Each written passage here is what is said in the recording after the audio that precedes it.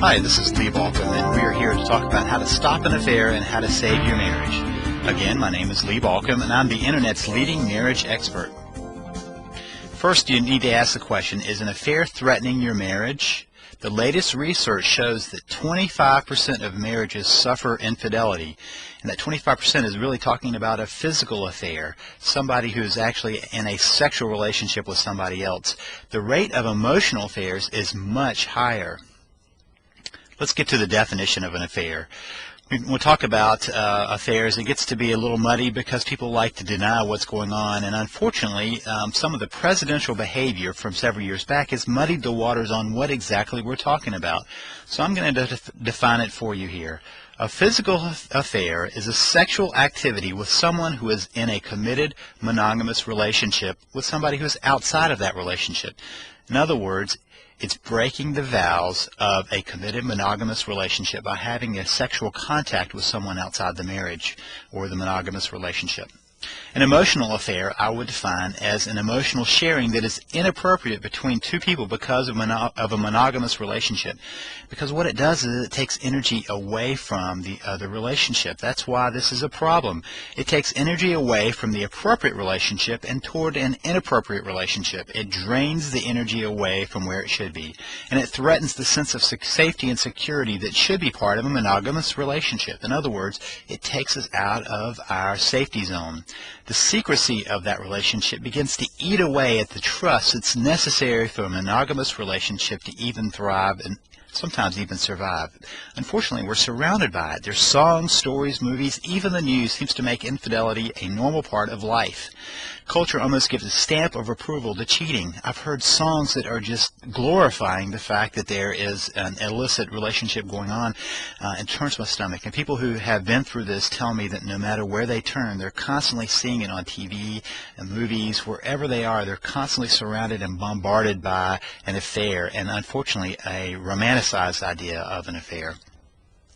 Now, affairs, they're often referred to as a crime of opportunity. In other words, two people at the wrong place at the wrong time, in their opinion perhaps at the right place at the right time, but two people who are hurting at the same time or vulnerable at the same time, who are able to come together in a way that ends up being unfaithful.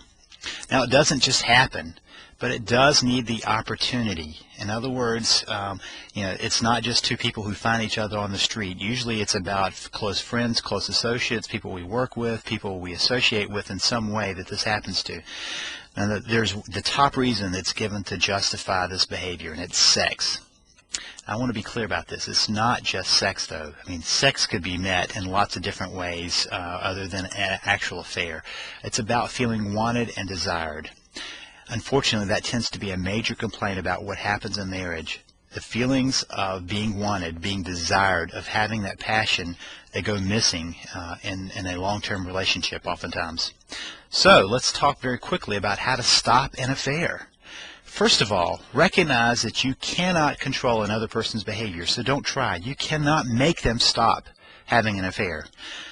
That said, you can request that your spouse stop the affair and honor their commitment. In other words, ask them to step up to the plate. They promise to be faithful in a marriage, and that's what you're asking of them.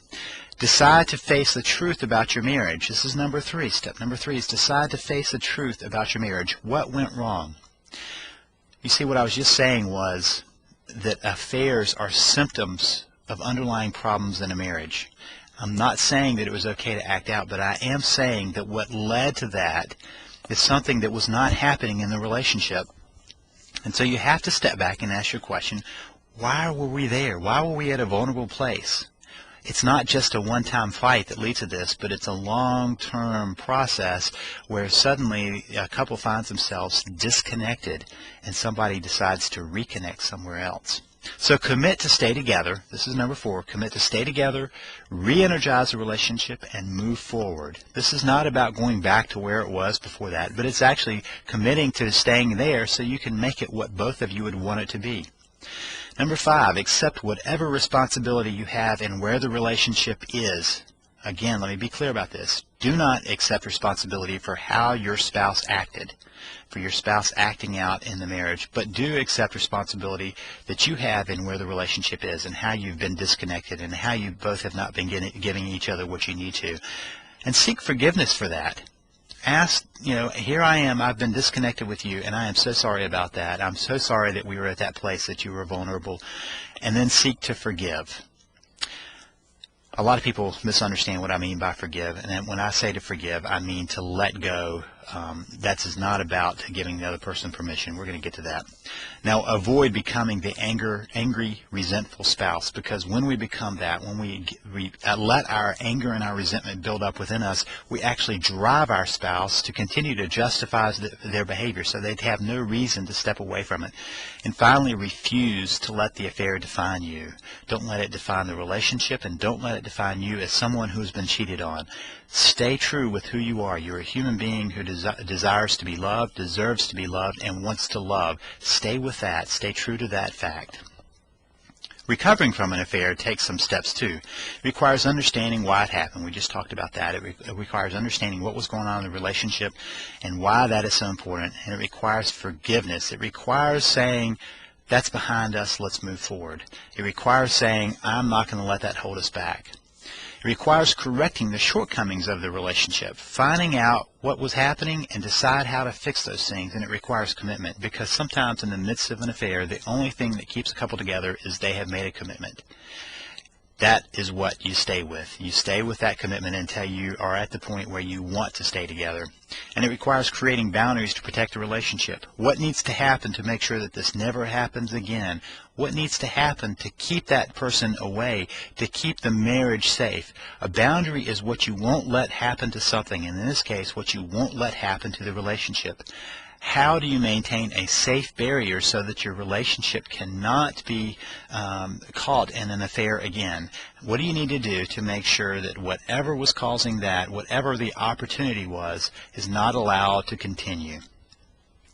If you want to learn more about saving your marriage and how to recover from an affair, I want you to go now to www.savethemarriage.com. Go now to www.savethemarriage.com, and let's get busy saving your marriage.